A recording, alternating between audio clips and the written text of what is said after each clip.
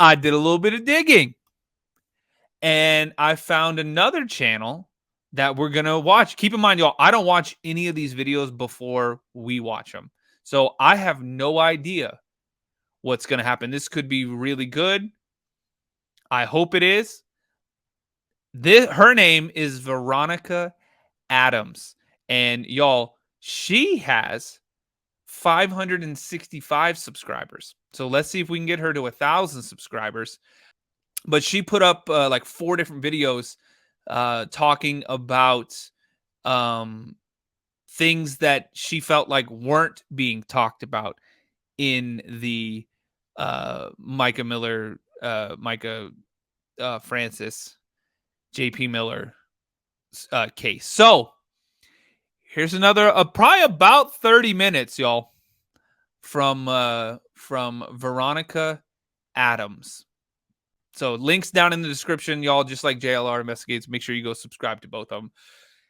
And let's do this. Are y'all ready?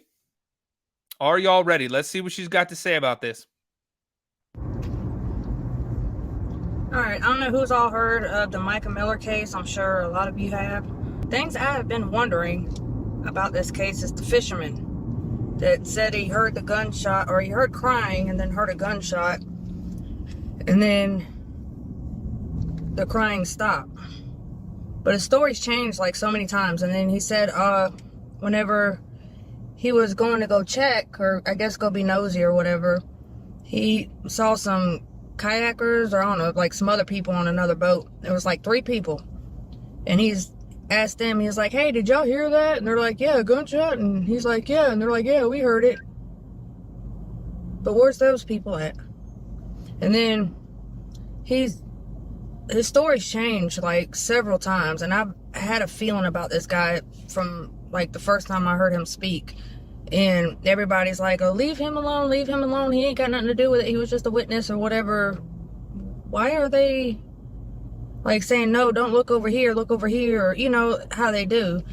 But he later on says that he found her belongings, and it was in a fanny pack, and had her ID and I guess like some other stuff, and $500. So that means he literally took the stuff out of her bag, counted the money, and that $500 is odd too. And he's like, I didn't touch the money. Well, he left. QC, thank you. I appreciate that. Thank you for sending a sub. Imagine the amount of people that know stuff and aren't coming forward, right? With the belongings.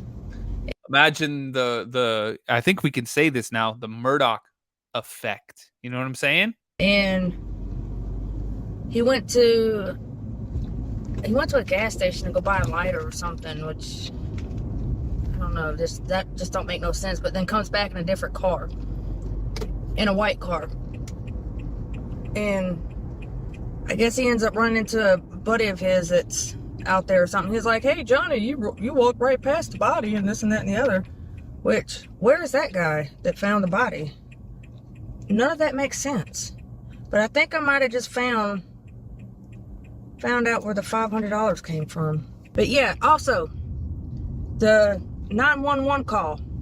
If you listen carefully, and you know that fisherman has a very distinctive voice and accent and everything. Like, if you listen...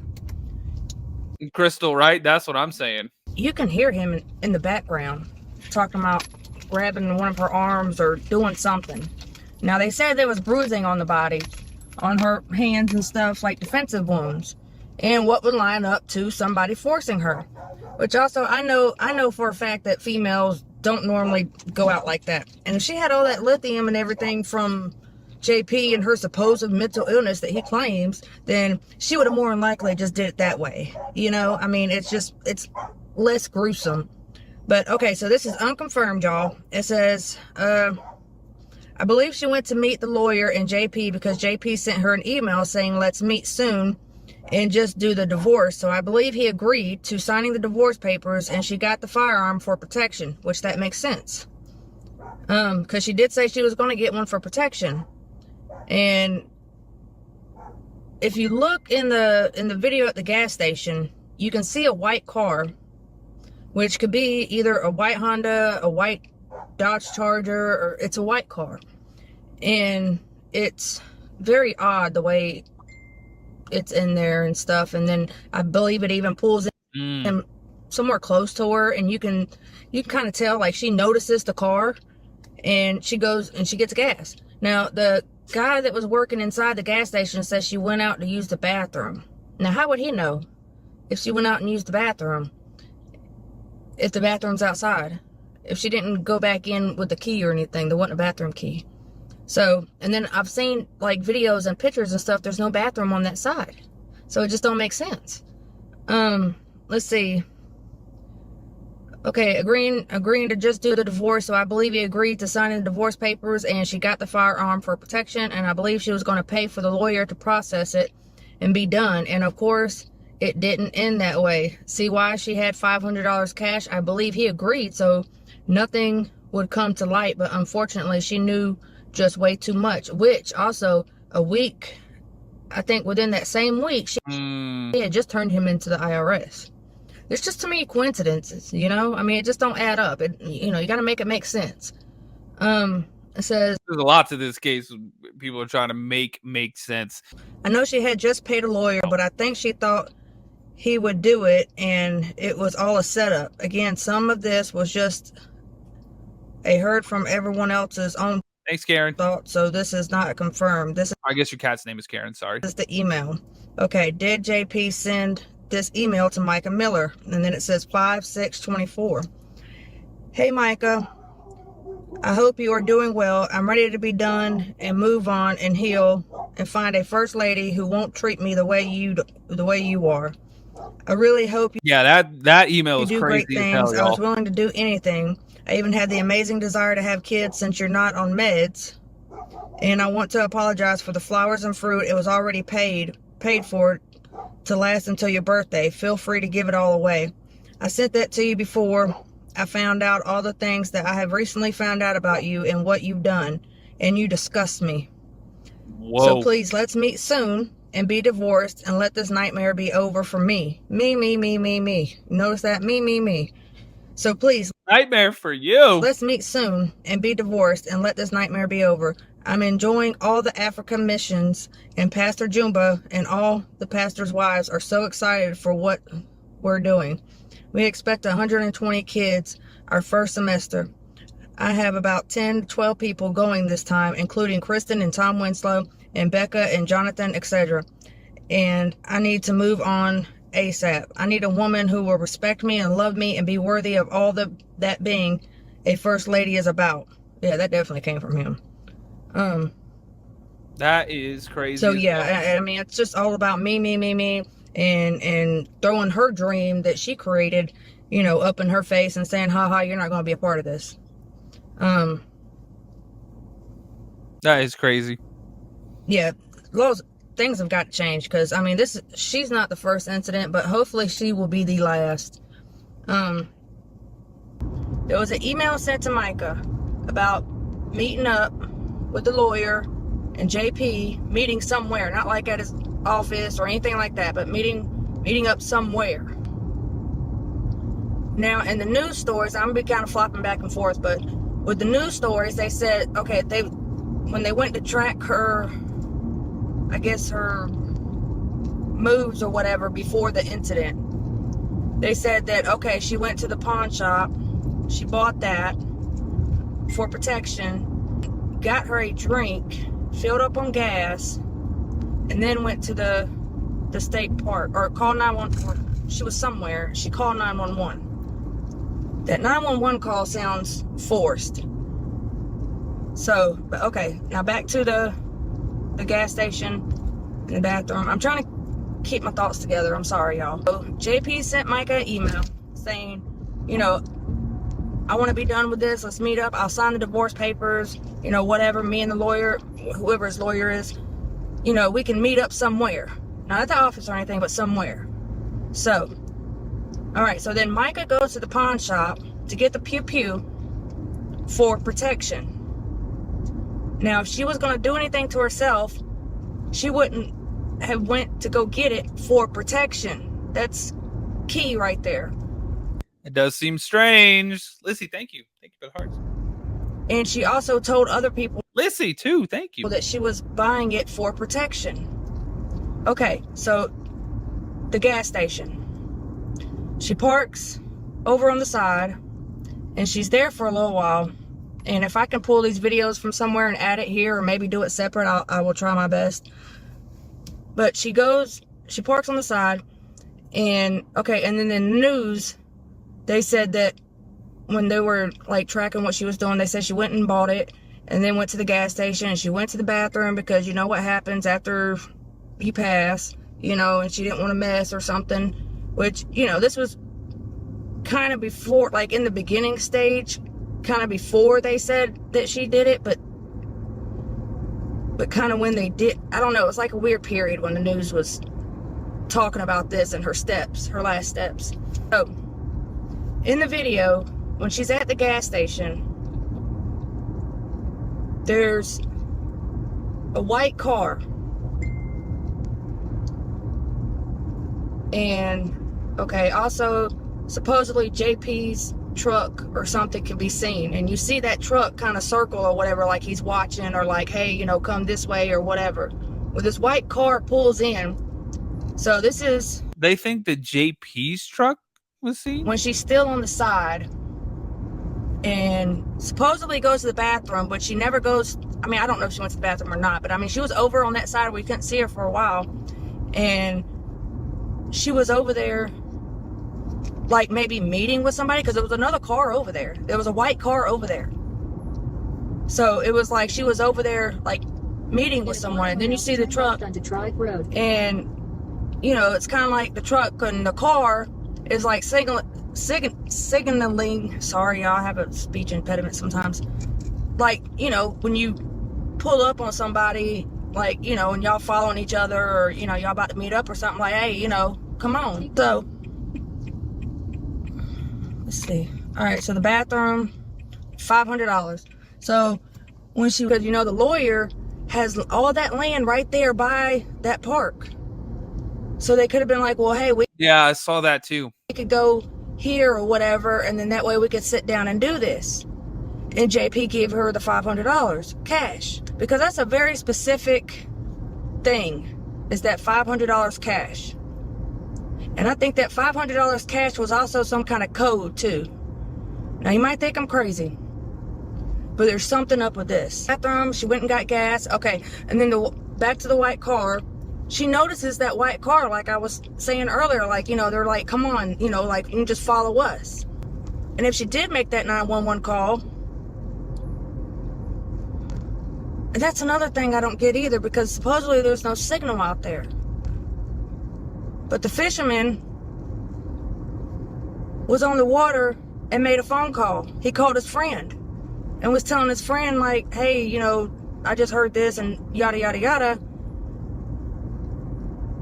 But there's no phone service out there. So, see, it's not making sense with the fisherman too.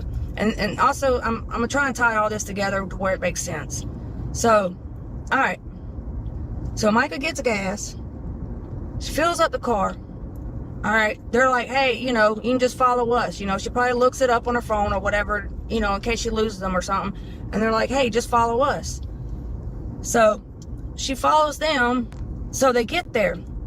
And in the 911 call, you can hear the fisherman, which has a very distinctive voice and accent and everything. You can hear him in the background talking about, I'll grab her right arm or left arm, I don't know, whatever arm he's gonna grab.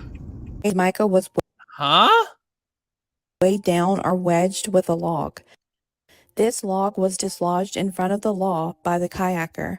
I just want to let you know this may be upsetting to some listeners. When I came back out of the opening where I found Michael's belongings at, I happened to look and I didn't see the kayaker. I said, I wonder where the kayaker went to. So, I mean, let me tell y'all, he was not involved in this neither. So I said, I wonder where the kayaker got to. But anyway, I found out later that he had left out of the slough and went back into the river. He told me that he got back in the river because he wasn't catching fish into the slough, so he decided to go to the river and try to catch fish out of the river. So for some reason, he said he started hearing, he must have heard the law was coming up or something, I don't know. But he turned around, he told me that he went there and backtracked to where I was at. I said, Bud, you're kidding. And he told me, he said, Johnny, he said, you passed right by her. I said, Bud, you've got to be kidding me. He said, yeah. He said, you passed right by her. He said, but there's no way you could have seen her. He said, he told me, he explained it to me. He said, you know how you see a bag that's floating in the water and it might get a little bit of air in it. And then you'll see a little portion of the bag sticking up out of the water floating. I said, yeah, I know exactly what you're talking about. You don't ever know what's underneath it. So I said, yeah, I understand what you were saying. He said, but you couldn't have seen it. I said, no, I couldn't have seen it because when I was coming out of there, I was looking straight ahead. I wasn't even looking in the water. And I'll tell you why come I weren't looking in the water. But anyway, I was just ready to get out of there. So I come out of there. But anyway, he said, well, that's what I seen. He said, I seen it like a bag, the top of a bag floating in the water. He said, but what had happened was her body was laid up against a tree or something in the water that had her stopped. And then there was a floating log, a piece of floating debris that was pushed up against her also. He said he still didn't realize what it was. He took his boat, moved up his kayak and moved up a little bit. His boat hit that log. The log hit her body and her foot came up out of the water. And he said, oh my God. He said that's when he realized that it was her. And that's how he pointed it. The laws must have, if I'm not mistaken, Lord forgive me if I'm mistaken, but I believe he told me that the laws was already there and he told the laws, here she is right here. Whoa. This is her. This is her body right here. I hope y'all can understand that. Why haven't we heard or seen from the kayaker other than his 911 call and the fisherman's account? This came on my feed right when I was uploading the part 3 video. So we're going to have to do like a 3.5 and then 3 all together. So we're going to go ahead and do this though.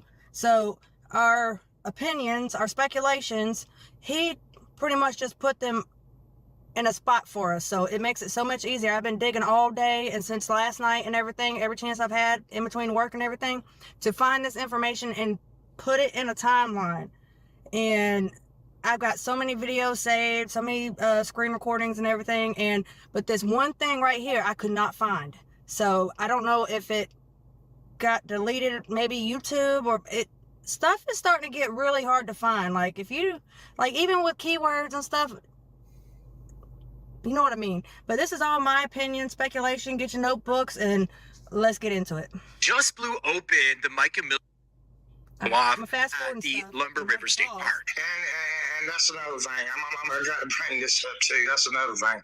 Okay, remember, okay, I had someone in my comments and I have it screenshotted somewhere. I'm trying to hurry up with all this. But about Charles. So we're going to come in. Okay, so in my bigger video that I might have coming out tonight, this will come into play with that. So this is perfect timing. I'm telling you, God's like looking out for us, y'all. As far as the time wise, people listen. I really thought it was later than what it was because it seemed like I had been in that river for a long time, you know. And I had the time confused. The only way that I found out what time that it had really happened was y'all know they're gonna get confused on this. But anyway, the way that I found out what time it really was, I called a friend of mine. And I told him, I said, Charles, I believe something bad has really, a buddy of mine, I shouldn't even call his name, but I said, I believe something down here has really happened real bad. Yeah, so that's something I've noticed. Oh, damn. He literally said Charles, which, I mean, it's a common name, but that's weird. This was, he immediately tried to backtrack on calling this guy Charles because he probably didn't want the name to go out. And why do you think that is? Well, we might Randall have found Charles and he's... Okay, now remember the surveillance video of the pawn shop, right? And we were talking about that in the comments with my part 2 video. We were talking about that in the comments. Now here it comes. Y'all watch. I cannot believe this. Like, this was perfect timing, y'all. Stalking Mica Miller in the pawn shop moments before she was unalived. So in the pawn shop surveillance footage, you can see Mica down below purchasing her Pow Pow. But when Mica comes into the store, a man comes in right behind her wearing light blue jeans and a green shirt. And you can see him right back here. So he follows her into the store and he kind of just watches her and it hovers behind her. It's very spooky. And even in that one little shot, you can see him kind of I did a video about this too, y'all. It's on the TikTok page side-eye and YouTube as well. her. And you can see that she kind of has some intuition here. She feels... Another thing I noticed in that surveillance video at the pawn shop was that, you know how like when you can see the TV camera, or not the cameras, but like the surveillance TVs where you can see like where you're at the counter and you can sit there and watch like, you know, people behind you or whatever. It looked like, now I could be wrong, but it looked like she kind of scooted over some to where she could see and was trying to nonchalantly kind of like look in those cameras and stuff because she knew somebody was following her. Now, remember, and this is going to go to our other videos, and then we're going to tie all this up in a little bow. Oh, snap. So, and then you remember her best friend, Charlotte, JP called her and said, hey, Mica went and bought a and she was headed up that way. I thought she was coming to visit you. So y'all remember that phone call? I have that too somewhere, and we're going, like I said, we're going to put it all together, but it's like somebody's watching her. So this next part, I just want to say again that he bought nothing. He appears to be shopping for nothing. And when Mica moves, so does he move. So let's watch Mica switch counters, and you can see him off. Okay, this is where she kind of like slides over where she can kind of see, you know, and you'll see her nonchalantly. And also, when she leaves, he's like over there already kind of by the doors and stuff by then, kind of chilling. I don't know, like just, I don't know, look, being sus and obvious. But when she leaves, he leaves.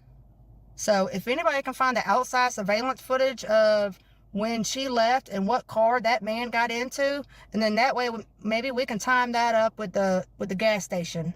If so, let me know, please. Screen here, just blatantly watching her, and then when she moves, he moves, and he's pretending like he's not following her. But I think Mica is a street smart person and got the that indeed this man was watching her. So much so that when he says by her, so you see her looking up. They actually make eye contact right here. She can see the. And that's just really. I think this guy looks hella sus and is potentially in on it, and potentially could be working for JP because JP may own a cult. So I just want to point out here. This is in the final moments. You can see him in the background on the far right-hand side, and he appears to just be hovering there as Mica is wrapping up her purchase. And it honestly feels like to me like he's listening in on their conversation to make sure that Mica is wrapping up her purchase so that he can now leave the shop, follow her out of the shop. So he'll leave before she does. So let's just play this. Oh, snap.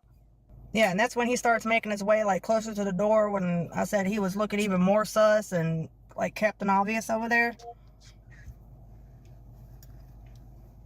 So there she is. She's wrapping it up. He's making sure she's done. He exits the store in the back, and then moments later, she gets her pow and then exits as well. So he was trying to be slick here, but the surveillance camera didn't lie. You can clearly see that he was following her this entire time she was in the store. So who is that person? Does anybody know that person? Has that person been talked to? Have they identified that person? Like, has anything happened? Or it's just, they're just like, oh, that's weird. What a coincidence. Well, it turns out, anybody know? A TikToker in the comments section identified the man in the video as a guy named Charles McKinnon. So Bell writes, now what do we say? There's too many coincidences. Charles McKinnon is what they said.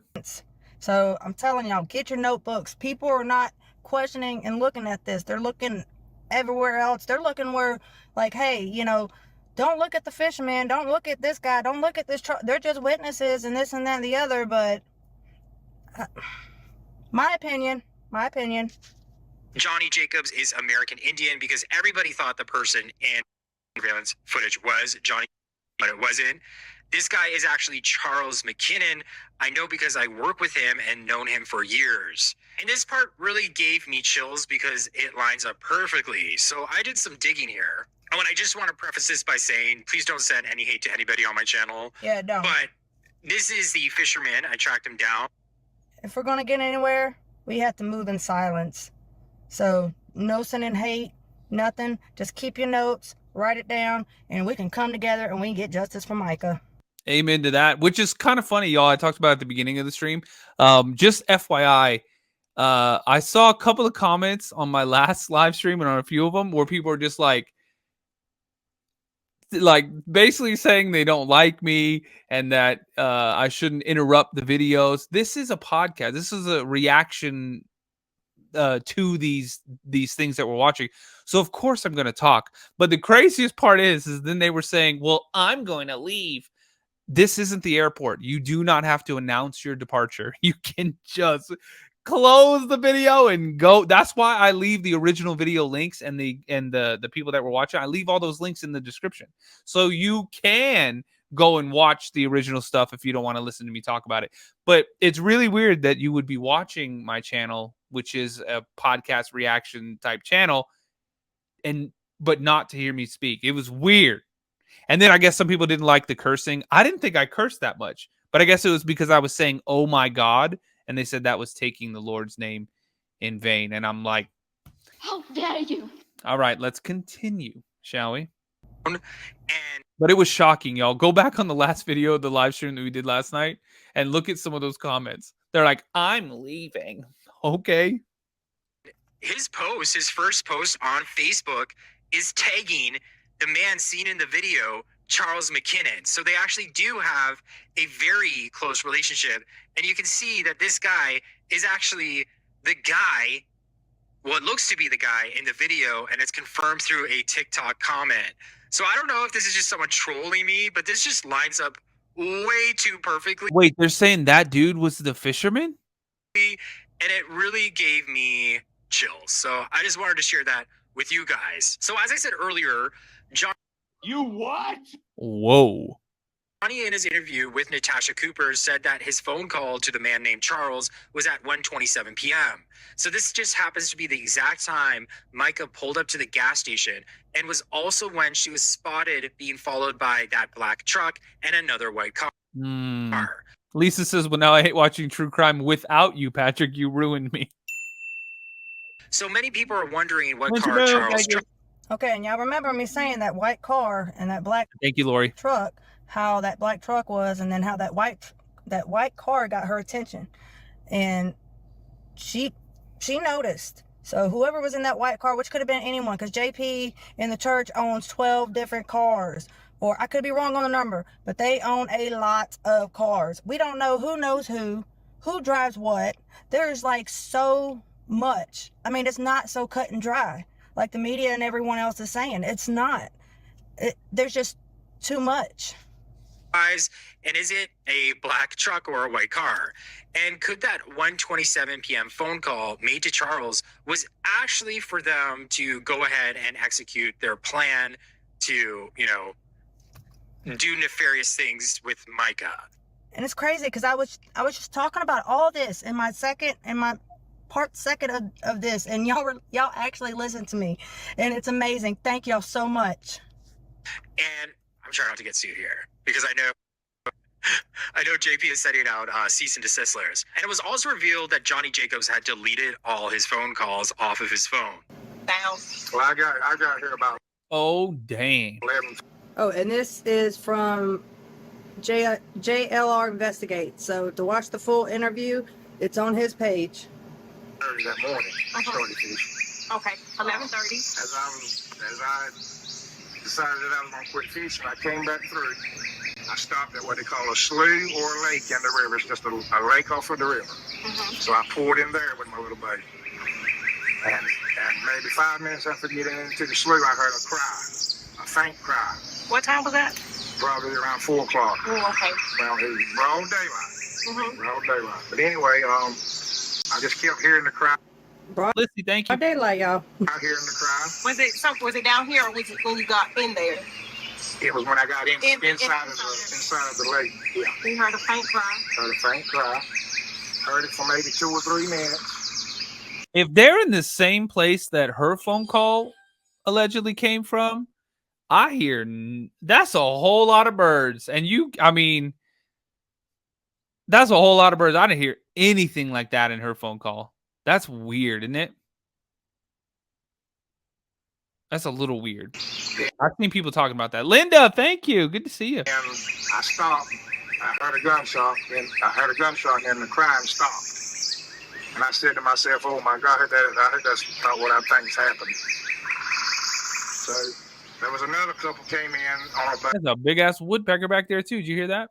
And I asked them. They came in because they heard the shot. And I asked them, did they hear the shot? They said, Okay, they came in. They came in. Bright a little me. Well, thank you. Yeah, he said they came in because they heard a shot. So they came in because of that. But where do they come in from or out of? Where do they come from? yes. I said, well, I heard a crying also. And then I heard a gunshot and the crying stopped. So I was going to leave, but I happened to look at the end of the lake and there was a little open that would take me to the back of that. So I decided just to go on there with my boat. And when I did that, that's when I found Mica's belongings. Okay. Laying up on the bank. So I got out of my boat, picked the belongings up, looked at them, put her cell phone was laying outside of the bag, and her glasses also. I picked those up, put them in the bag, looked around a little bit, got back into my boat, came back to the land and loaded it up. I left out. The law was there. I stopped and talked with the law, asked them did they know a Mica Miller. He said, how do you know Mica? All right, notice. He's like, how do you know? Or when the officer or whoever was there, the authorities, and they said, how do you know Mica Miller? And he's like, hold up now. I'm just letting you know. Hold up. I said, oh, wait a minute now. I said, I found her belongings. And I told him my story, about hearing the crying and hearing the gunshot and the crying stopped. So usually you just be like, oh, well, I got her thing, so, that's how I know the name of the person. But the story isn't adding up. It's not mathing, especially with the other stories that we've heard earlier today. It's pretty strange. Hey. So he said, well, get out and talk to me for a minute. So I talked to him, and like I said, I told him a story. That's when he told me that, yes, there has been apparently a suicide happened at the river. I said, oh, man, don't tell me that. That's a lot of information for, just unfolding. Yes, there was a 911 call, but he's also going to get into that later on. But that... Oh, man. I don't know. You'll see what I mean. But anyway, I said, well, how did y'all know? How did you know that it is? He told me that Mica had called 911, told them she was getting ready to commit suicide. Whoa.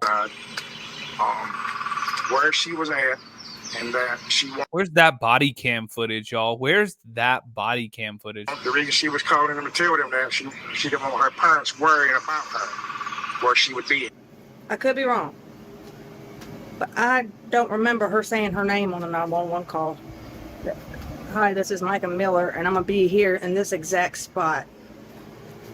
And I'm about to do this.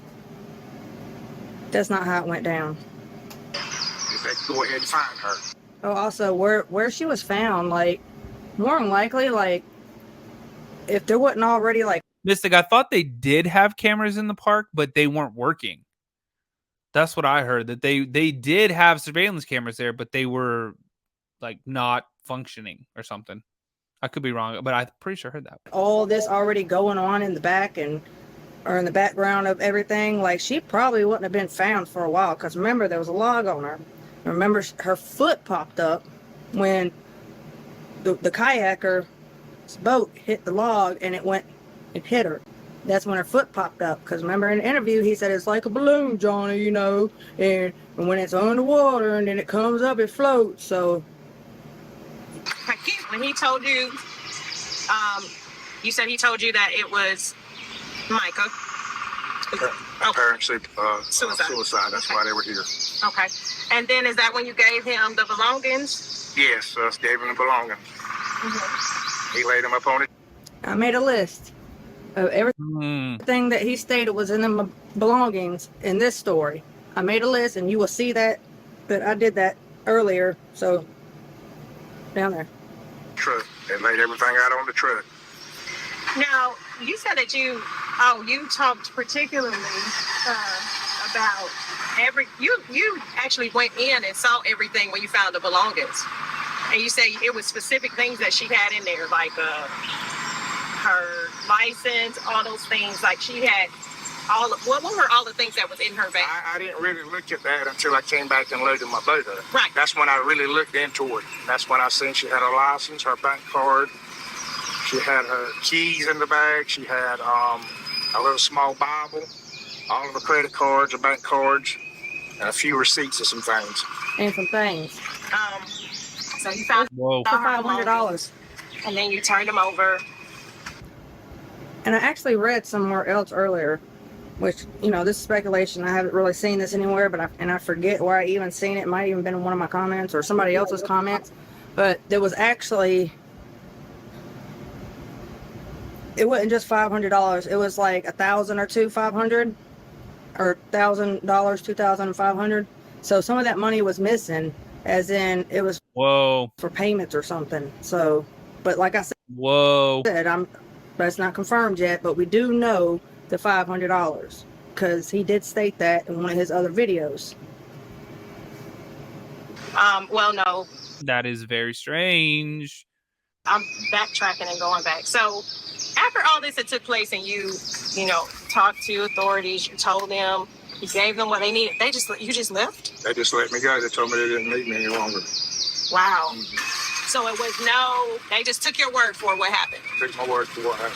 And you talked to the guy who, you said that you kind of told them where to go to look for the, where you heard the sound, but it was the other guy that told them that found her. Right? Yeah, the other guy actually found her that they went to lake with.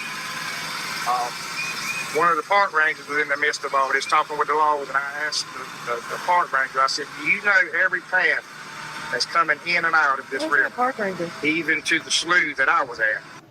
Also, in another interview that I heard him talk about, or maybe one of the other witnesses, but the fisherman's like the main witness that has spoke out, was that there was a sheriff out there with a drone, and he wasn't dressed in uniform or nothing, but the reason he knew that it was a sheriff was because of the drone, and it was a sheriff drone, and he knew what a sheriff drone looked like.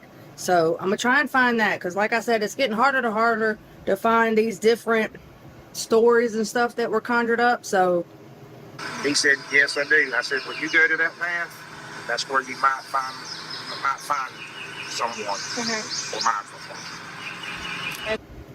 that's where you might find Mica. But I thought the kayaker found Mica and knew where she was at. So why would the fisherman be like, hey, if you come through this That is weird. way, Mr. Park Ranger, you might find Mica? And when they went there, that's when they found her. It wasn't 20 minutes later. And you was here when that happened? I was here when they told me that they had found her. Yeah. Oh, man. Yeah. What kind of emotion came over you then? Like Thought he in your left. head? I know you. Oh, I was sick on the stomach. Well, I just feel like I know this young lady because of what I had to go through, you know, to witness this or to see this Right. or to hear this or whatever. But I don't know. I've never been in the middle of something like this, you know. Right. I'm still, till this day, being bothered by it because all I hear is her crying in my ear all the time. Right. Wondering what would have happened, what if I could have made a change, you know, if I just would have went in there. My thing is, like, I understand, like, you know, you really don't want to just run up into a place and not know your surroundings and stuff. But, I mean, you could have yelled out when you heard crying, be like, hey, everything okay? I mean, that would have been my... Yeah, but if you're fishing on that lake, you probably know that lake pretty well. He was saying, oh, you can't even go in there without a boat and all that. So he probably knows that place pretty well. So if you hear something like that and you know the place pretty well, I feel like I'd be like, oh, what was that? Oh my God. I'm going to go see if I could find out what happened or see if somebody needs help. My first instinct. I don't know about anyone else, but I mean, that would have been mine, was, hey, everything okay? Not necessarily have to walk in there, you know? Yeah. And for the record, I could not see nothing because it was so thick. From where I was at, I could not see because the woods were so thick. I could not see anybody. And around here, around Robinson County, you just don't run in on somebody. I'm sorry, that just sounded a little gangster to me. Like, in Robinson County, you just don't run up in here, you know? excuse me, Pretty crazy. run in on somebody and check on them because you don't ever know what's going on. I felt like something was wrong, but I wasn't going in there to check, you know, for fear of my life or whatever. Right. And it's ironically, it's May is Mental Health Awareness Month. And of course, we know that today was a day that authorities did say that it was apparent she did die from a gunshot. This is what officially they said. It was official suicide. Just you being in that experience, what can you say to, the community and the public if that that they should be aware of if they ever come into situations like this, because people are struggling mentally and sometimes you just don't know. Was there something specific that you feel like was a telltale sign that this is a little bit more than just, somebody having a bad day? As far as the situation that I was in, I really don't know what to say. Like I said, all I can tell you is what I know, what I wished I would have done. It's always good, yes, to check and see what's going on. But like I say, in the case that I was in, it was sort of dangerous for me, just to go in and check on someone like that. I mean, that's all I can tell you about that. Yeah. Like I said, I felt like something was wrong, but Dangerous. I just couldn't check to where I wouldn't be able to see my surroundings around me. So you wasn't worried about that? Like I said, if she was out, if it would have been a person out there crying in the open where I could see them, I was checked on them all day long. But as far as, yes, I mean, He wasn't checking his surroundings and couldn't see to get her stuff Came out to fish one day in the water, and your life was changed. So, what are you going to do to help you now? Because now this is something that you have to try to get past. What do you want to add? What are you going to do for you? And then what do you want to add to this that you want people to know? I really don't know how. I'm just going to have faith in the Lord, get me through this. Because it's changed my life, actually. It's going to take time for me, for this situation. And what do you want people to know? There's been a lot of talk. You've been going through a whole lot of backlash on social media. What is it that you want to add to this and you want people to know? From Mr. Johnny Jacobs, the man everybody's been whispering about, what is it that you would like to leave with people or you want them to know? Oh, I'd like to know everybody that had nothing to do with this. If anybody that knows me, if I could have got involved and helped this young lady, then I would have done it. But I was just put in a circumstance where that couldn't be done. Now, that is weird to say nothing to do with this when she just told you, what the official ruling was on it. It's not like I had nothing to do with what she did or something like that, but no, I had nothing to do with this. We're not making accusations or accusing anybody or anything. We just have questions. Yeah, that's true. And we do have a lot of questions. That's it. So this is our speculation. We just taking notes. The medical examiner said a self-inflicted gunshot wound. Do you think that there's criminal play, or do you believe what the medical examiner? I don't want to show your face. Do you think there was some sort of criminal activity here going on where? I really, from what, like I said, I'm not condemning no one for doing this. From all the evidence, everything that's coming together, I feel like there was more to it than that's being said. Whoa.